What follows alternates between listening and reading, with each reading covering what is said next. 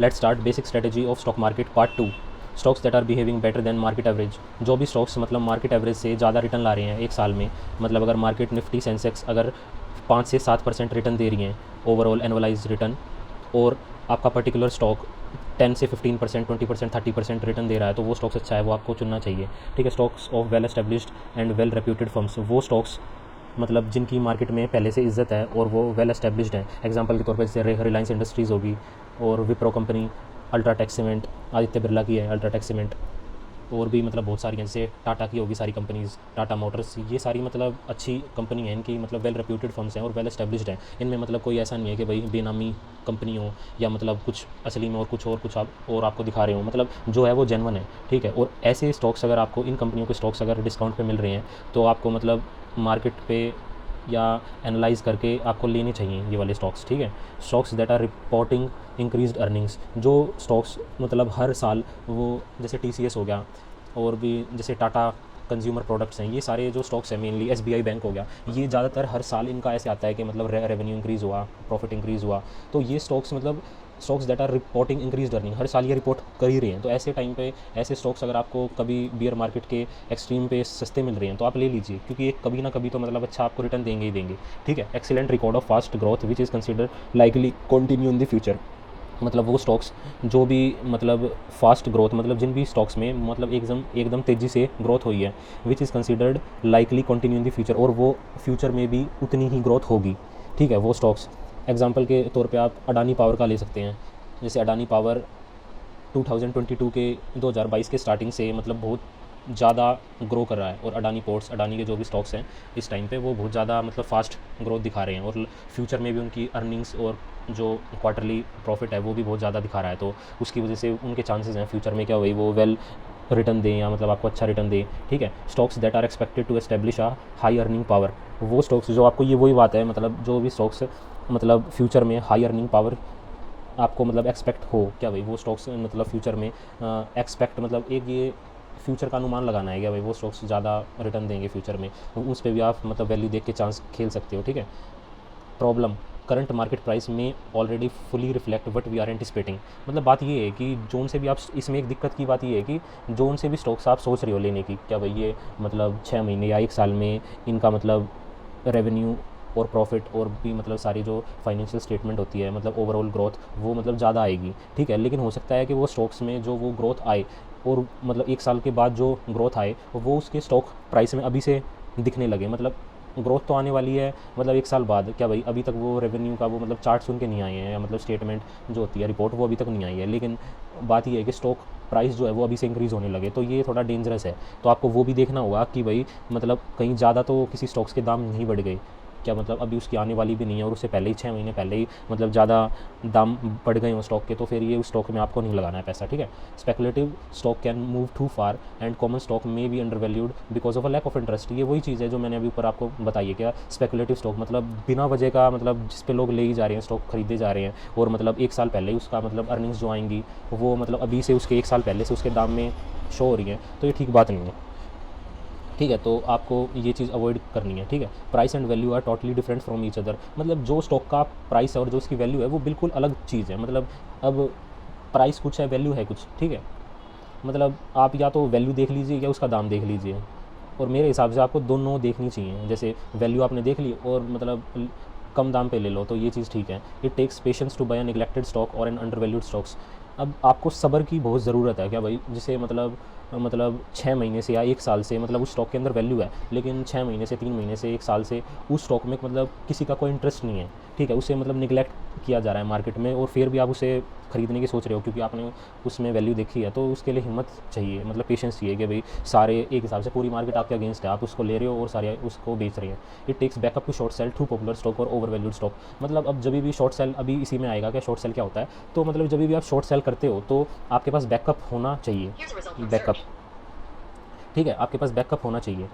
मतलब over valued, मतलब आप जैसे कोई स्टॉक्स ज़्यादा ओवर वैल्यूड आप और उस दिन मार्केट डाउन आप शॉर्ट सेल हो रहे हो, तो मतलब शॉर्ट सेल तो एक ट्रेडिंग का पार्ट है, ठीक है। तो वैसे मतलब ये बहुत पॉपुलर टर्म है, तो मैंने इसको इसलिए इसमें इंक्लूड कर दिया है। मर्जर एंड एक्विजिशन, ठीक है, generally offer higher value for shares than their price. मतलब जब भी मर्जर, दो कंपनी का मर्जर होता है या फिर एक कंपनी दूसरी कंपनी को एक्विजिशन कर लेती है, तो बात ये है कि उस टाइम पे जो एक कंपनी के शेयर्स होते हैं, मतलब मर्ज होने के बाद, जैसे जी टीवी और सोनी का था, तो उस टाइम पे जी टीवी के शेयर बहुत इंक्रीज़ हो गए थे। तो ऐसे टाइम पे ज़्यादातर जो होता है वो इंक्रीज़ होते हैं शेयर्स, ठीक है। क्या भाई, मतलब उनका शेयर के जो दाम होते हैं वो इंक्रीज़ हो जाती हैं। तो आपको ये भी ध्यान रखना है कि जैसे मर्जर और एक्विजिशन के टाइम आपको थोड़ा अलर्ट रहना है, क्या भाई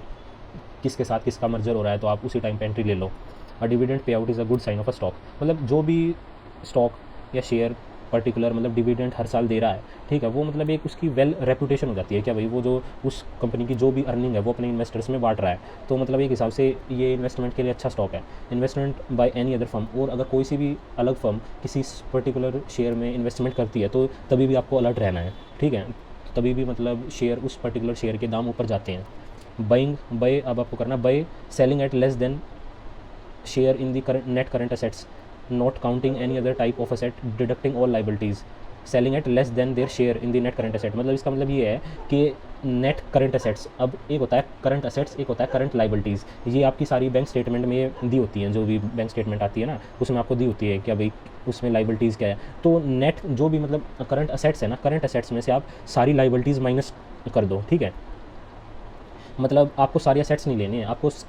करंट असेट्स लेनी है। करंट असेट्स में से आप सारी लाइबिलिटीज़ माइनस कर दो। उसके बाद अगर असेट रह रहे हैं, मतलब उसके बाद कुछ उसमें फिगर आ रही है, तो मतलब वो स्टॉक अच्छा है, ठीक है। मतलब उसमें आपको एक हिसाब से चांसेस हैं, क्योंकि उसके पास करंट असेट्स हैं, मतलब अपनी कंपनी को चलाने के लिए असेट्स हैं उसके पास, मतलब day to day operating expenses हैं, ठीक है। तो ये एक साइन है कि भाई वो शेयर अच्छा है, ठीक है। अब जोन से भी बिज़नेस के पास करंट असेट्स हैं, मतलब अपने डे टू डे के काम को चलाने के लिए 3 महीने का उसके लिए उसके पास बैकअप है, 6 महीने का, 1 साल का, उसके पास सब चीज़ है, तो वो एक हिसाब से अच्छा है। और जिसके पास करंट असेट्स है ही नहीं और वो लाइबिलिटीज़ को मतलब लाइबिलिटीज़ ओवरटेक कर रही हैं उस चीज़ में, तो वो एक हिसाब से ठीक बात नहीं है, ठीक है। तो आपको उन स्टॉक्स को अवॉइड करना है। Short sell, you make a bet that the share price will go down. आप मतलब एक बेट लगाते हो कि शेयर प्राइस डाउन जाएगा, मतलब जब भी कोई सा मतलब या बियर मार्केट है या फिर कोई सा एक पर्टिकुलर शेयर डाउन जा रहा है, ठीक है, तब आप बेट लगाते हो कि भाई ये पर्टिकुलर शेयर आज के दिन डाउन जाएगा। अब ये शॉर्ट सेल के 3 प्रोसेस है, मतलब 3 स्टेप प्रोसेस, ठीक है। अब फर्स्ट स्टेप पे आते हैं हम, borrow shares from someone who owns them and sell them, ठीक है। मतलब फर्स्ट स्टेप है बोरो शेयर्स, हम इसमें शेयर्स लेते हैं, हम वो शेयर्स लेते हैं जो हमारे पास है नहीं असली में, ठीक है। And from someone who owns them and sell them, मतलब हम स्टार्टिंग में असली में बात ही होता है। अब जर्नल जो होती है ट्रेड, उसमें पहले हम खरीदते हैं बाद में बेचते हैं। तो शॉर्ट सेल में आप इतना ध्यान रखो कि पहले हम बेचते हैं और फिर खरीदते हैं, ठीक है, ठीक है। और जर्नल जो ट्रेड में क्या होता है, जर्नल ट्रेड में ये होता है कि हम कम पे खरीदते हैं, ज़्यादा में बेचते हैं, ठीक है। तो इसमें बात ये है, तो इसमें ये होगा, ठीक है, कि हम पहले बेच देंगे, मतलब जो हमारे पास नहीं है। एक्चुअली एक्सचेंज होती हैं जो ये सेबी है और स्टॉक मार्केट है, इसकी अलाउंस देती है क्या भाई जो आपके पास नहीं है वो आप बेच सकते हो as a market supply and demand को मेंटेन करने के लिए, ठीक है। सेकंड स्टेप है replace them with shares you buy later, ठीक है। मतलब और आपको बाद में सेल करने के बाद उसी दिन आपको और शेयर्स मतलब लेने होंगे, मतलब अच्छे दाम पे, ठीक है, मतलब उतने ही शेयर्स, ठीक है। इफ़ प्राइस गोज डाउन, अगर प्राइस नीचे जाता है, you will be able two by your shares at a lower price. मतलब अब जैसे एक मैं आपको इसमें एग्जांपल देता हूँ, जैसे आपने 100 पे, जैसे 100 के दाम पे आपने 6 शेयर सेल किए हैं, शॉर्ट सेल मतलब, ठीक है, उस दिन। और वो मैं आपसे बोल रहा हूँ तो आपका सेलिंग है मतलब 100 रुपये पे, ठीक है। और उस दिन वो 95 चले गए, मतलब 100 से होके 95 पे आ गए, तो आप 95 पे 6 शेयर्स और ख़रीद लोगे एग्जांपल के तौर पे। तो अब आपने 95 पे तो आपका बाइंग हो गया और 100 पे आपका सेलिंग हो गया, तो ये 5 का हो गया डिफरेंस, तो 6 5 से 30, तो आपका 30 रुपीज़ का हो गया प्रॉफिट, ठीक है। इसमें मतलब कुछ टैक्स इंक्लूड होंगे, वो मतलब स्टॉक मार्केट काट लेगी आपकी, ठीक है। ये चीज़ है। The difference between selling and then buying at a lower price is called short selling, ठीक है। By trading instead of investing you lower your own odds of building wealth. अब कुछ लोग ऐसे बोलेंगे कि भाई ट्रेडिंग अच्छी है या वो चीज़ है, लेकिन मैं जनरली एक जो आदमी मतलब इन्वेस्टमेंट में है या जो आदमी इन्वेस्टमेंट को अच्छा मानता है उसके हिसाब से ठीक है। वो बात ये है कि आप जब भी ट्रेड मतलब आप जैसे एक दिन में ही खरीद रहे हो, एक दिन में आप बेच रहे हो, तो उस हिसाब में आपके टैक्स तो लग ही रहे हैं, मतलब खरीदने का अलग टैक्स लग रहा है, बेचने का अलग टैक्स लग रहा है, एसटीटी अलग टैक्स लग रहा है, एक दिन में जो आप मतलब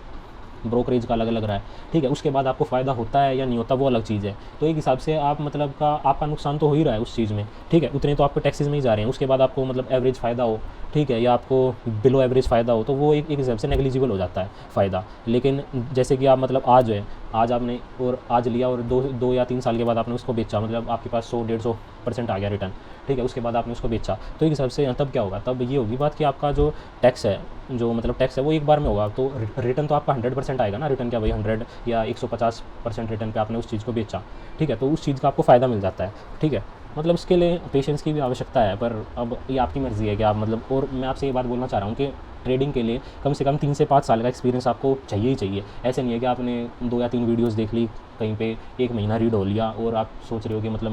मैं एक अच्छा ट्रेडर बन चुका हूँ या वो चीज़ है, ठीक है। आपको मतलब कम से कम 3 से 5 साल तक मेहनत करनी पड़ेगी। ज़्यादा इंटेलिजेंट हो तो 2 साल तो फिर भी लगेंगे, क्योंकि एक्सपीरियंस की अलग है बात, नॉलेज की अलग बात है, एक्सपीरियंस की अलग बात है, 2 साल तो फिर भी लगेंगे।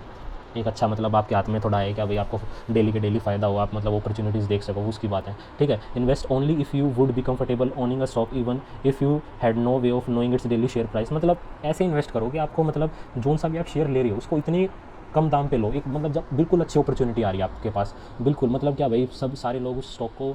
सेल कर रहे हैं और वो मतलब इतना अच्छा स्टॉक है, उसके उस टाइम पे आप वो कम दाम पे ले लो शेयर, ठीक है। आपने उसकी वैल्यू देख ली, उसका रेट देख लिया कम दाम पे, ठीक है, उसकी 5 साल की अर्निंग अच्छी है, वेल एस्टेब्लिश्ड है, मतलब हर चीज़ उसमें मतलब हीरा है वो एक हिसाब से, ठीक है, लेकिन किसी वजह से उसके ऊपर रेत आ गया है, ठीक है, तो आपका काम ये है कि उस रेत को हटा दो, ठीक है, रेत को हटा के आप अपनी जेब में रख लो, सिंपल सी बात है, और उसे साफ़ करके बेच दो, ये वाला काम है उसमें। तो जब ये चीज़ होती है और फिर वो जब स्टॉक की भी अगर उसमें इतनी वैल्यू है तो वो बढ़ेगा तो सही, ठीक है, और जब बढ़ेगा इतने आप मतलब अंदर से आपके दिमाग में टेंशन नहीं होगी। क्या भाई आप ज़्यादातर जो लोग होते हैं वो मतलब जैसे स्टॉक मार्केट ओपन हुई 9:15 पे, तो वो उसे ओपन मतलब अरे इसका इतना दाम चला गया, अरे इसका इतना, मेरा 2% डाउन चला गया, आज मेरा 5% ऊपर है, ये बात होगी वो बात होगी, कल मैं और ले लूँगा, मतलब आपके दिमाग में टेंशन है, डेली के डेली आपको आपके दिमाग में इतनी टेंशन है, वो चीज़ आप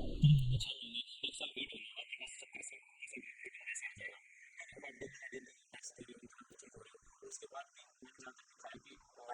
90% लोगों का मतलब ट्रेडिंग करने के बाद भी मतलब उनका रिटर्न नहीं आता है, मैं बोल रहा हूँ उनका नेगेटिव में जाता है रिटर्न। कुछ का होता है जो मतलब बिलो एवरेज तक आ जाता है रिटर्न, जैसे